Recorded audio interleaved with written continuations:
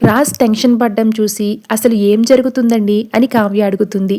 ఆ మినిస్టర్ అమ్మ నాన్న తాతయ్య నానమ్మలకు యాక్సిడెంట్ చేయించాడని రాజ్ చెప్పడంతో కావ్య ఒక్కసారిగా షాక్ అవుతుంది. ఇక కాసేపటికి సీతారామయ్య, ఇందిర, అపర్ణ, సుభాష్ అందరూ కూడా ఇంటికి వస్తారు. వాళ్ళని చూడగానే రాజ్ కావ్యాలు పరుగున వెళ్ళి వాళ్ళని హగ్ చేసుకుంటారు. ఇంతలో కళ్యాణ్ అప్పు వస్తారు. అన్నయ్య, మా కారుకు యాక్సిడెంట్ అయ్యింది, త్రుటిలో తప్పించుకున్నాం అని కళ్యాణ్ చెప్తాడు. ఇదేంటి ఒకేసారి 3 కార్లకు యాక్సిడెంట్లు అవ్వడమేంటి? ఇదంతా ప్లాన్ చేసినట్లు ఉంది.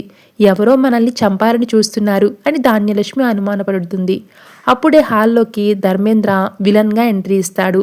ఇక ధర్మేంద్ర రాకతో ఇంట్లో వాళ్ళంతా కూడా ఒక్కసారిగా షాక్ అవుతారు. నా పేరు ధర్మేంద్ర, నేను మినిస్టర్ని అని పరిచయం చేసుకుంటాడు.